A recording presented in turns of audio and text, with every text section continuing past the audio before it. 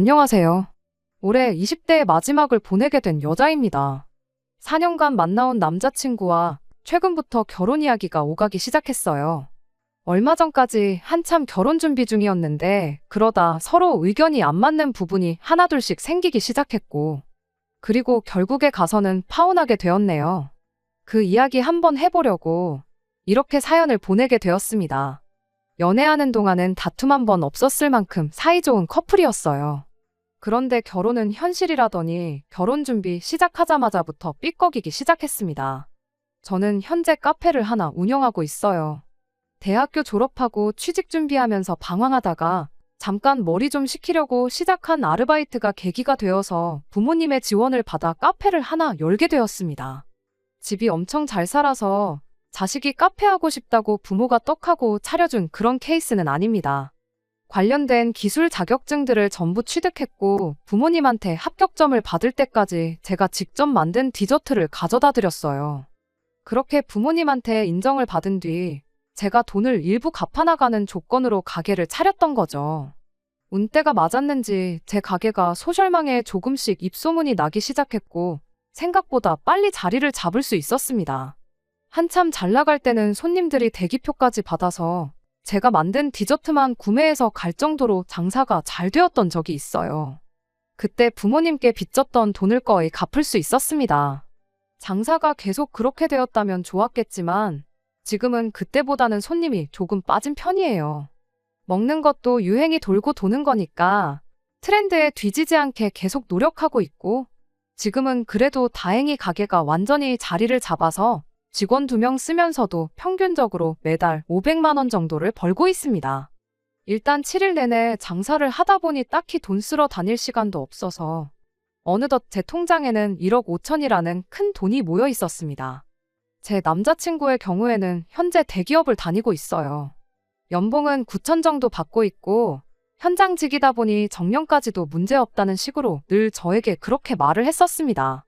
모아놓은 돈은 8천만 원으로 저보다 액수 자체만 두고 본다면 적은 편이긴 하지만 출퇴근용으로 차 한 대 가지고 있고 연봉 9천이면 저보다 벌이가 조금 나은 편이니 그렇게 큰 차이가 난다고 볼 수는 없겠네요. 둘이 서로 좋아서 결혼하는 건데 내가 모은 돈이 얼마, 내 월급은 얼마 이런 거 따질 필요까지 있나 싶지만 결혼이라는 게 마음만 가지고 결정할 만큼 쉽게 정할 일은 아니잖아요. 사실 벌이랑 모아놓은 돈만 가지고 말해서 그렇지 따지고 보면 저는 제 이름으로 가게가 있기 때문에 권리금이랑 이런 거 따져보면 솔직히 당장만 두고 보면 남자친구보다 훨씬 더 해오는 거나 마찬가지거든요. 그런데 그런 건 생각도 안 하고 사소한 거 하나하나 따지고 들기 시작하니까 연애할 때랑은 다르게 사소한 걸로 자꾸 다투게 되더라고요. 그야 연애할 땐 그런 조건 같은 거 서로 알 필요도 없었던 걸 테니 어찌 보면 당연한 일이긴 한 것 같네요. 자랑하려는 건 아니지만 말씀드렸다시피 저희 부모님이 경제적으로 적당히 여유가 있는 편이세요. 두 분 노후 준비도 다 끝나 계신데 저희 아버지는 아직도 경제활동을 하고 계시지요. 제 위로 오빠가 한 명 있는데 이미 결혼을 했다 보니 더 이상 크게 돈 들어갈 일도 없으시고요. 제가 결혼하면 오빠랑 똑같이 해주신다고 하긴 하셨는데 그 돈은 이미 따로 준비가 다 되어 있는 상황이기까지 합니다. 그래서 제가 여태껏 모아놓은 돈이나 가게를 제외하더라도 당장 결혼한다 하면 부모님께 2억 정도를 받아올 수 있는 상황이에요. 남자친구 부모님은 저희 부모님과 동년배의 분들이십니다. 그런데 경제활동을 따로 안 하고 계세요. 그 이유가 참 어이없는 이유였습니다. 아들이 좋은 직장에 높은 연봉 받으면서 일하는데 더 일할 필요가 뭐가 있다면서 그렇게 바로 은퇴를 하셨다대요. 그래서 남자친구가 현재 집안의 가장 아닌 가장이 되어 있는 상황이고요. 그 이야기를 들으니 거의 한 달에 600 가까운 월급을 받으면서 모아놓은 돈이 그것밖에 안 되는 이유가 왜였는지 알겠더라고요. 월급도 월급이고 대기업이니만큼 해마다 성과급도 있을 텐데 모르긴 몰라도 600만 원만 받는 게 전부는 아닐 거라는 확신도 있는데 그런데도 모아놓은 돈이 그 정도라는 건 뭔가 이유가 있어서 그런 거였겠죠. 아무튼 그거야 여지껏 그래왔으니 되돌릴 수도 없는 거고 그냥 묻고 가려고 했어요. 대기업 들어갈 만큼 기술을 배울 때까지 남자친구가 부모님 도움을 받았을 거 아니겠나요? 저 또한 가게를 부모님 돈으로 차렸었고 그 돈을 갚았으니 남자친구 또한 부모님께 받은 만큼 갚은 거라 생각하기로 했어요. 제 나름대로 그동안 어떻게 해왔는가가 중요한 게 아니라 앞으로 우리가 어떻게 사느냐가 중요한 거라고 생각했던 거죠. 그런데 남자친구는 우리가 앞으로 결혼을 하더라도 부모님 생활비는 자기가 계속 챙겨드리고 싶다고 하네요. 그동안은 자기가 자리를 잡을 수 있게 도와주셨던 걸 갚는 거라면 결혼하고 나서 드리는 돈은 자기를 이 세상에 태어나게 해주고 여지껏 키워주신 은혜를 갚는 거라는 겁니다. 은혜 갚는 게 나쁘단 건 아니지만 돈으로 환산할 수 없는 걸 두고 갚겠다고 드니 마음이 답답했죠. 그래도 두 사람 월 수입을 합치면 한 달에 이미 1,000만 원이 넘어가 버리기 때문에 그 정도 생색은 내도 되겠다 싶었습니다. 그래서 고민 끝에 남자친구에게 그렇게 하자고 대답을 해줬지요. 자기가 먼저 그렇게 하겠다고 한 거 그렇게 하라고 대답했을 뿐인데 남자친구는 고마워하는 게 아니라 진짜냐고 하는 듯한 표정으로 살짝 당황부터 해왔어요. 그 반응이 참 의아했는데 알고 보니 다른 꿍꿍이 속이 있었던 거였습니다. 그 이야기를 나누고 얼마 지나지 않아 남자친구는 난데없이 부모님께 생활비를 보태겠다던 그 계획을 갑자기 철회하더라고요. 무슨 바람이 불어서 저러나 했는데 생활비를 보태는 것보다 한 집에 같이 모시고 사는 게 어떻겠냐고 물어왔어요. 솔직히 매달 거의 200만 원 가까운 돈을 생활비로 드리겠다고 했을 때 거절에 마땅한 걸 그렇게 하라고 했으니 저는 할 만큼 그 이상을 해준 거라 생각했거든요.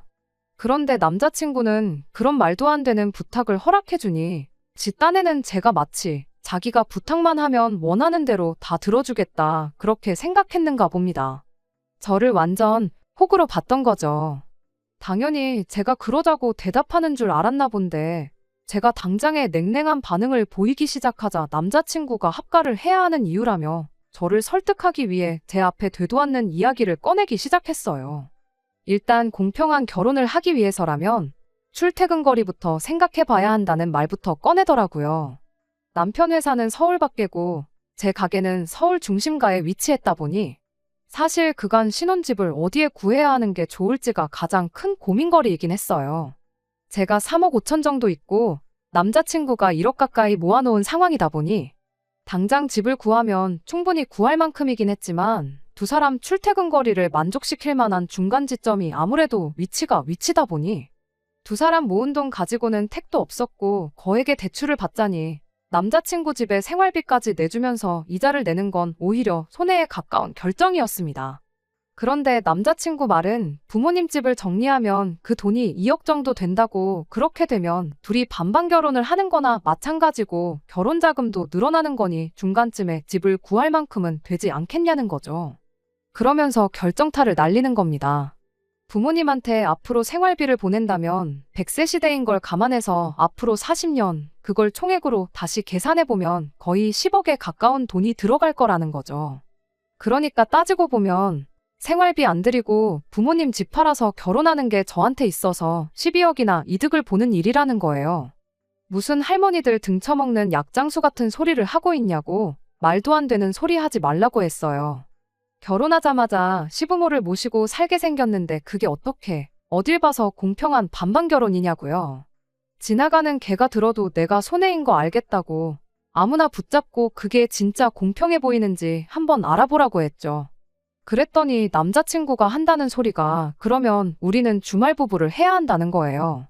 자기는 부모님 집에서 출퇴근하면 훨씬 덜 피곤하고 좋은데 저 때문에 안 그래도 일하느라 지친 몸 출퇴근하다가 몸이 축나겠다면서요.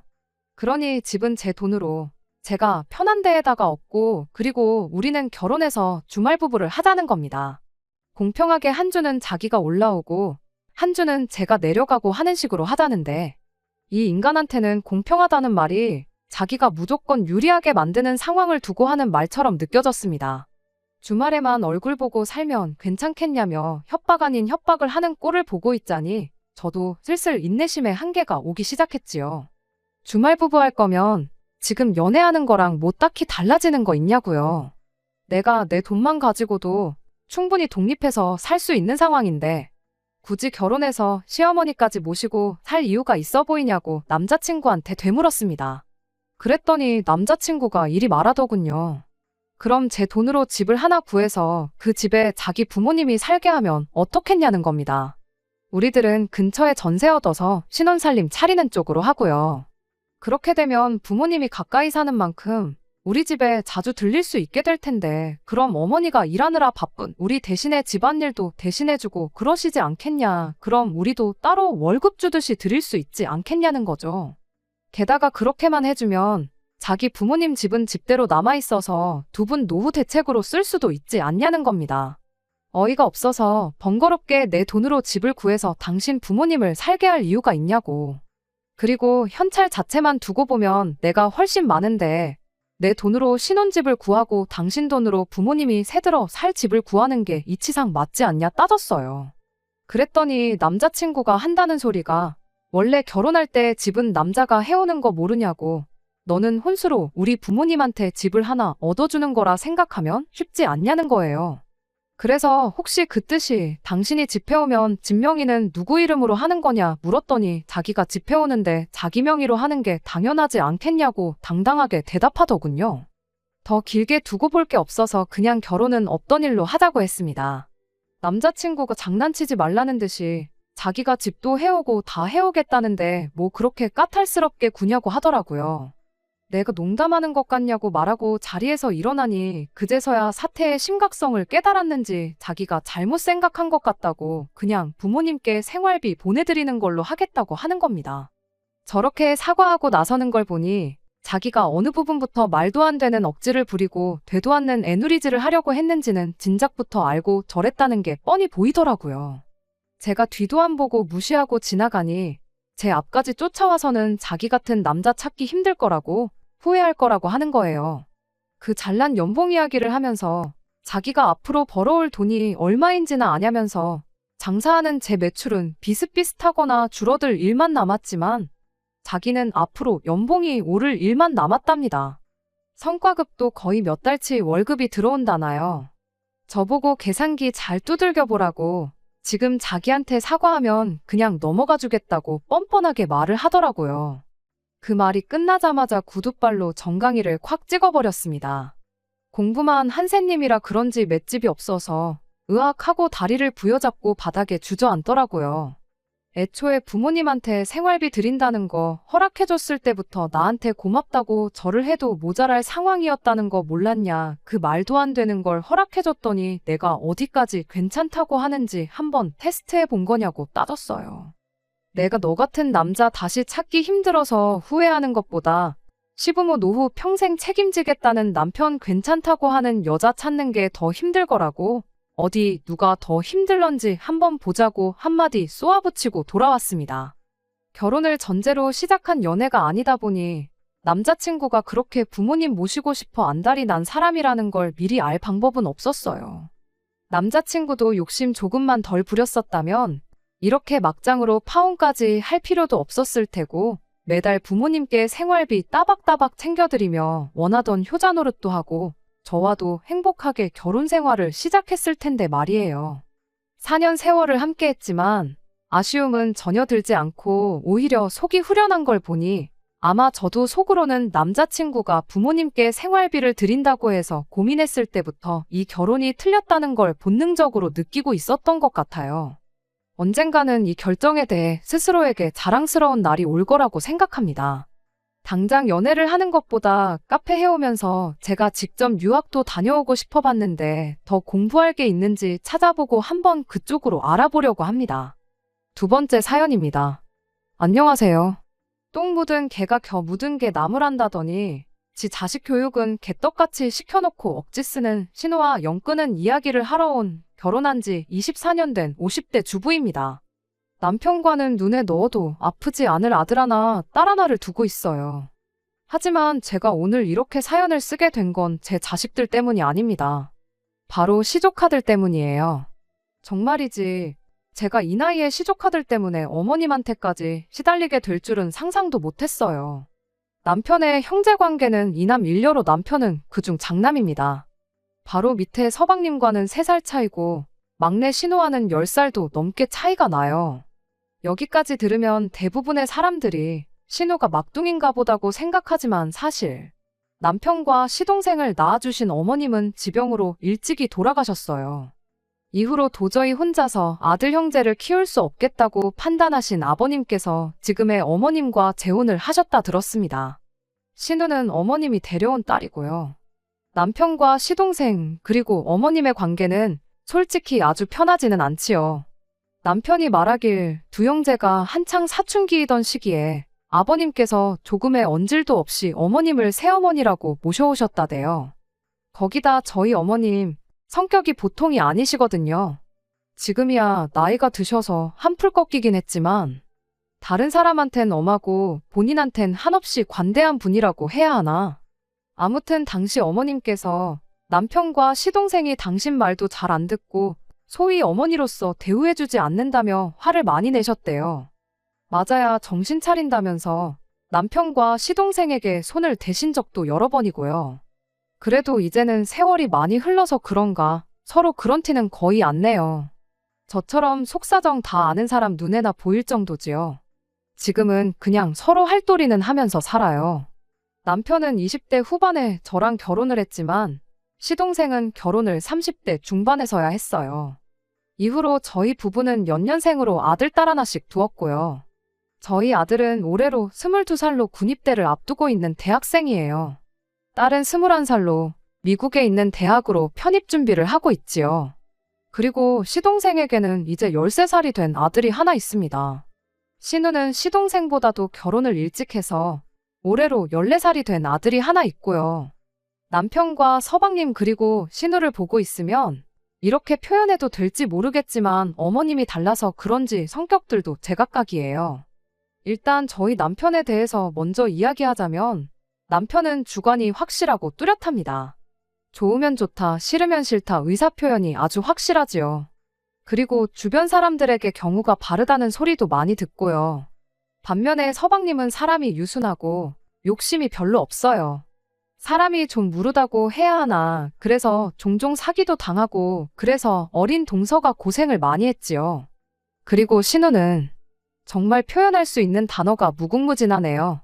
엉망진창이고 제멋대로고 이기적이고 가족으로 만났으니 이렇게 서로 얼굴 붉히지 않고 살지 다른 데서 만났으면 벌써 몇 번은 부딪혀도 부딪혔을 거예요. 그리고 무엇보다 어이가 없는 건 신우 본인도 그런 자기 성격이 문제라는 걸 아는 눈치인데 고칠 의지는 전혀 없다고 해야 할까요? 나이 40이 넘어서는 아직도 한다는 말이 자기는 이 집 막내딸인데 무슨 상관이냐는 식이지요. 그렇다 보니 신우 아들도 성격이 보통이 아닙니다. 어른들이 있는데도 지 뜻대로 안 되면 지 성질을 다 부리고 다녀요. 지난번엔 여든먹은 할아버지 그러니까 저희 아버님한테 발길질을 하는 걸 저희 아들이 잡아가지고는 한마디 했더니 글쎄 신우네 애가 한참 형인 저희 아들한테 네가 뭔데 그러냐면서 대들더라니까요. 그리고 그 모습을 본 어머님께서는 신우네 애를 혼내시기는커녕 어린애를 왜 윽박지르냐며 오히려 저희 아들을 탓하셨지요. 남편과 저는 애들 크는 내내 맞벌이를 했어요. 애들을 위해서 돈을 벌면서도 당장 애들 커가는 것도 제대로 못 보고 옆에 있어주질 못했으니 항상 미안한 마음이었지요. 그래도 다행히 그 노력이 보상을 받았다고 해야 할지. 아이들 반듯하게 자랐고 저희 부부도 돈은 좀 벌었습니다. 자식들 대학 등록금 내주고 나중에 결혼시키고 저희 노후는 즐길 수 있을 정도로 모아뒀어요. 친정부모님도 당신들 재산이 제법 있으시고요. 저의 하나뿐인 남동생은 저보다 일찍 장가가서 벌써 아들 장가까지 보냈지요. 한마디로 친정 쪽에는 제가 신경 쓸 일이 크게 없는 상황이었네요. 하지만 시댁은 상황이 좀 다릅니다. 말이 나와서 말이지만 남편과 제가 결혼하던 때만 해도 시댁도 사정이 나쁘지는 않았어요. 그런데 저희 애들 한참 크던 시기에 어머님이 아버님 몰래 주식을 하셨나 그래서 재산을 엄청 잃으셨지요. 사채까지 끌어다 쓰셔가지고 결국 그때 아버님이 하시던 사업도 정리하시고 그때를 생각하면 솔직히 지금 저렇게 사시는 것도 용하다고 해야 할 판이에요. 아무튼 그렇다 보니 일찍이 결혼해서 자리 잡은 저희 부부와 달리 서방님네나 신우네는 형편이 그저 그래요. 작년이었어요. 둘째인 저희 딸이 대학에 입학한 게 다 키웠다고 하기엔 아직 너무 어리지만 그래도 이제 자기도 어른이라고 아르바이트도 시작하고 그러니까 저도 한숨 돌리게 되더라고요. 그러면서 이제 시조카들이 눈에 들어오대요. 그리고 작년 어린이날이었습니다. 그때는 둘 다 초등학생이긴 했지만 그래도 고학년이니까 요즘 애들이 빠르잖아요. 그래서 용돈하라고 한 사람당 10만 원씩 줬어요. 그랬더니 시동생네 아들이 두 손을 배꼽에 딱 포개 얹고서는 큰어머니 감사합니다 그러대요. 학교에서 배운 건지 어쩐지는 몰라도 요새도 저렇게 인사하는 애들이 있나 싶어서 보기에 너무 예쁘더라고요. 그런데 신우네 애는 제 앞에서 딱 봉투를 열어보더니 애게 10만 원이네 그러더니 돈이 적답니다. 그리고는 제 앞에 봉투를 던지듯 놓더니 더 줘 이러는 거예요. 더 주세요도 아니고 더 줘 딱 두 글자요. 그리고 어쩜 애가 그런 표정을 지을 수 있는지. 저 정말 깜짝 놀랬어요. 화도 났고 동시에 싫다는 애 어르고 달래면서까지 용돈을 쥐어줘야 하나 싶더라고요. 그리고 딱 보니까 저희 남편도 화가 단단히 났더라고요. 곧이어 남편이 신우네 애가 집어던진 돈 봉투를 집어들더니 그걸 시동생네 애한테 줬습니다. 이것도 너 가져라 하니까 그제서야 신우네 애가 자기 건데 왜 걔를 주냐면서 내놓으라고 땡깡을 부리대요. 제가 너가 싫다고 하지 않았냐며 시동생네 애한테 이것도 네 거라고 다시 한번 확인을 시켰더니 아주 거실 바닥에 드러누워서는 저는 그렇게 떼쓰는 애는 정말 처음 봤어요. 그러자 어머님까지 나서서는 어른이 애를 상대로 뭐 하는 거냐고 저에게 한 소리 하셨습니다. 그러자 남편이 나서서는 애가 저 모양인데 아무도 혼을 안 내냐고 어머님 말씀을 받아치더라고요. 신우한테도 자식 교육 똑바로 시키라면서요.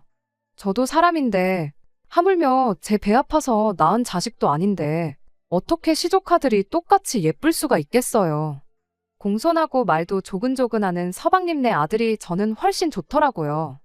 신우네 애는 뭐 솔직히 인사를 한번 똑바로 하기를 하나 그렇다고 신우가 저희한테 잘하는 것도 아니지 정을 줄래야 줄 수가 없었습니다. 그러다 작년 연말에 남편 지인으로부터 모 호텔 식사권이 선물로 들어왔어요. 그런데 저희는 이미 그 호텔에 예약을 해둔 상황이었거든요. 굳이 두 번씩이나 갈 필요가 있나 싶어서 어떻게 할까 고민을 하는데 남편이 지나가는 말처럼 시동생네 아들이 이번에 그림 그리는 대회에서 우수상인가 받았다고 하대요. 그래서 그러면 축하도 할 겸 다 같이 가면 좋겠네 싶어서 시동생한테 주라고 했어요. 그런데 그 이야기가 신우 귀에도 들어갔던 모양이에요. 누가 흘렸는진 모르겠지만 센스껏 비밀로 했으면 좋았을 텐데 말이지요. 물론 제가 그걸 따지자는 건 아니고 그렇다고 저희가 나쁜 짓을 한 것도 아니잖아요. 그런데 신우가 아주 난리를 치더라고요. 우수상을 받았다길래 축하한다는 의미로 준 거라고 설명을 하니 자기 아들도 옛날에 그 상 받았었답니다. 이미 다 지난 일을 가지고 뭐 어쩌라는 건가. 이때부터는 저도 짜증도 나고 난처하고 그래서 오빠인 저희 남편한테 이야기하라고 했네요. 그런데 신우가 저희 남편이 아닌 어머님께 이 상황을 일렀던 모양입니다. 어머님께서 저한테 전화를 하시더니 다짜고짜 저를 나무라셨거든요. 고생하고 사는 네 신우 보면 드는 생각도 없냐면서 당신 둘째 며느리는 멋대가리도 없는데 뭐 한다고 아깝게 호텔 식사권 같은 걸 걔를 주느냐면서. 저도 동서처럼 똑같이 며느리 입장이라 그런지 그런 어머님의 말씀이 듣기 꽤 거북하대요. 결국 듣다 못한 제가 어머님께 저희 부부가 받은 선물이니 누구에게 주든 그건 저희가 알아서 할 일 같다고 했습니다. 그리고 이렇게까진 말하지 않았지만 제 나이 50이 넘어서 이런 것까지 잔소리를 들어야 하나 싶더라고요. 어머님께서는 계속해서 신우네도 사주라고 시동생네 준 거보다 더 좋은 걸로 사주라고 억지를 쓰셨는데 제가 끝끝내 말씀대로 하겠다는 소리를 안 했어요. 그랬더니 어머님도 화가 많이 나셨는지 저희 남편한테까지 전화를 하셔가지고는 인생 그렇게 야박하게 살지 마라. 네 여동생 보면 불쌍하지도 않냐? 뭐 말도 안 되는 말씀을 많이 하셨더라고요. 그런 어머님께 참다 못한 남편이 잘해주고 싶은 사람한테 잘해주는 건 우리 부부의 자유니까 너무 이래라 저래라 하지 마시라 하곤 전화를 끊었다대요. 하지만 여기까지는 얼마 전에 벌어진 일에 비하면 애교 수준에 가깝습니다. 설을 며칠 앞두고 있던 어느 날이었어요. 아들이 자기 방에서 게임기 하나를 들고 나오더니 시동생네 아들 이름을 꺼내면서 이거 걔 줄까? 하고 묻더라고요. 대학교 들어가고 아르바이트해서 산 비싼 게임기였기에 제가 이제 안 할 거냐고 아깝지 않냐고 물었어요. 그랬더니 곧 군대도 가니까 자기가 가지고 있어봤자 별로 쓸모가 없을 것 같다대요. 그래서 네 물건이니까 너가 알아서 하라고 했어요. 이후로 며칠 뒤 아들이 친구들 만나러 가는 길에 서방님네 들려서 전해준 모양입니다. 동서한테 전화가 와서는 사실 그 집 아들, 그러니까 시조카가 예전부터 갖고 싶다고 노래를 부르던 건데 형편이 빠듯해서 못 사주고 있었다대요. 그러면서 너무 고마워하길래 저는 괜찮다고 누구든 잘 쓰면 좋지 그렇게 답했습니다. 그리고 이번에는 동서한테 입단속을 시키긴 했어요. 괜히 신우기에 들어가면 골치 아프니까 우리끼리만 알고 있자고요. 하지만 생각해보면 어른들끼리나 입을 맞추는 게 되지 애들이 그런 속이 어디 있겠어요. 지난 설 당일이었습니다. 어머님 아버님이 사시는 집은 평수가 작아서 다 같이 모이기엔 조금 빠듯해 저희 집에 온 식구가 모였지요. 느지막이 도착한 신우는 어머님 아버님 말동무 해드린답시고 음식 준비하는데 쏙 빠져 있었고 저랑 동서만 부엌에서 식사 준비를 하고 있었는데 그때 작은 방에서 애들 싸우는 소리가 들려오더라고요. 말이 좋아 싸우는 거지. 이번에도 시동생네 애가 일방적으로 당하고 신우네 애가 악다구니를 쓰는구나 싶었습니다. 그리고 곧이어 신우네 애가 뛰어나와서는 제 아들한테 소리를 지르기 시작하대요. 왜 자기는 안 주고 쟤만 주냐면서 뺏어달라고 당장 자기도 달라고. 나중에 동서가 엄청 미안해하면서 말하기를 자기는 애더러 분명히 게임기는 가져가지 말라고 했대요. 그런데 애가 뭐 그런 속이 어디 있어요. 그냥 자랑도 하고 싶었을 테고. 기어이 게임기를 챙겨와서는 방에서 몰래 게임을 하다가 신우네 애한테 딱 걸렸던 거지요. 아무리 그래도 그렇지. 신우네 애 고작 14살인데 22살 먹은 형인 저희 아들한테 야 너 소리는 기본이고 지 기분 나쁘다고 계속 찾아가며 욕을 하는데 기도 안 차대요. 그런데 신우는 그런 애한테 따끔하게 야단을 치기는커녕 자기까지 나서서는 저희 애한테 뭐라고 하는 겁니다. 형이 돼가지고 동생들 차별이나 한다면서 급기야 어디서 보고 배운 버르장머리냐고 다그치기까지 했지요. 그러자 저희 애도 황당했는지 잠깐 멈칫하더니 곧장 신우더러 고모 말씀이 너무 심하신 거 아니냐고 제 물건인데 제가 누구한테 주던 그게 무슨 상관이냐고 따지더라고요. 그러자 이번엔 어머님까지 가세하셔가지고는 저희 아들을 나무라기 시작하셨습니다. 하는 짓이 어쩌면 인정머리라곤 하나도 없다면서 아주 지 부모들을 쏙 빼닮았다나요. 그때 솔직히 당신 친아들이었어도 저희 남편이나 저한테 저렇게 말씀하실 수 있었을까 싶었지요. 하지만 이런 재충격과는 별개로 어머님께선 계속 당신이 하고 싶은 말만 퍼부으셨습니다. 그리고는 신우네 애를 끌어안고서는 말 그대로 어구어구 내 새끼 하시더라고요. 그러면서 시동생네 애한테 게임기를 가지고 오라 하시더니 그거 형인 신우네 애한테 양보하라고 하시는 게 아니겠어요? 시동생네 애가 할머니가 형한테 양보하라는데 그 순에 빠진 애가 싫다고 할 리도 없었고 애가 있는 대로 풀이 죽어서는 게임기를 들고 나오는데 차라리 못 준다고 신우네 애처럼 나자빠졌으면 좋겠다 싶대요. 도저히 더는 그 꼴을 볼 수 없었던 제가 결국 어머님께 한 소리 했습니다. 아무리 팔이 안으로 굽는다고 해도 그렇지 사람 마음이 가는 것까지 어머님 입맛대로 하실 수는 없는 거라고요. 나이 차이는 겨우 1살인데 어머님은 보면 모르시겠냐. 시동생네 애는 애가 예의도 바르고 이쁜 집만 골라서 한다. 그리고 시동생뿐만 아니라 동서도 저희 부부한테 얼마나 싹싹하게 잘하는지 모른다고 다다다다 쏘아붙였어요. 그리고 저희 동서, 어머님 아버님께도 정말 잘해요. 그저 돈이 좀 없어서 물질적으론 좀 부족할 수 있을지 몰라도 생전 어머님 뒤에서 험담하는 법 없고 시댁일이라면 빼는 법이 없었거든요. 그러자 어머님께서는 기어이 하시면 안 되는 말씀을 하셨어요. 아주 두 형제가 지들끼리만 똘똘 뭉쳐서 불쌍한 당신 딸만 외롭게 한다나 어쩐다나. 그러면서 검은 머리 짐승은 거두는 게 아니랍니다. 그 말에 그 순하디순한 시동생까지 발끈하더라고요. 솔직히 어머님이 우리를 뭐 얼마나 챙겨주셨냐면서. 어머님이 저희 집 들어와 사시면서 어디 나가서 돈을 버셨냐, 그렇다고 저희 도시락 한 번을 제대로 챙겨주셨냐. 솔직히 애들 싸움이 순식간에 어른 싸움이 되면서 신우 남편까지 가세해가지고 난장판이 되었습니다. 결국 저희 남편이 한마디 하더라고요. 서로 할도리만 하고 살고 다른 건 간섭하지 말라고요. 내가 이 사람한테 잘해주던 저 사람한테 잘해주던 제3자는 끼어들지 말라고 아주 딱 선을 그어버렸다니까요. 그리고는 신우한테 네 자식 교육 개같이 시키는 건 상관없는데 앞으로 네 자식이 지멋대로 굴어서 어른들이나 사촌들한테 실수를 하면 그건 부모 문제니까 그냥 안 넘어갈 거라고 경고장을 날렸지요. 솔직히 피 한 방울 안 섞이긴 했어도 거의 40년 가까운 세월을 가족이란 울타리 안에서 같이 지낸 사람들입니다. 그런데 그렇게 순식간에 냉랭해지는 걸 보고는 저도 생각이 많아지더라고요. 신우는 그런 저희 뒤통수에다 대고선 나중에 저희 애들이 시집장가 가면 자기도 가만 안 있을 거라는데 그건 또 무슨 개벽다고 뜯어먹는 소리인지. 솔직히 저희 입장에선 저희 남편도 하는 말이지만 이제 와서 어머님 안 보고 신우 안 보고 산다고 아쉬울 게 뭐가 있겠어요?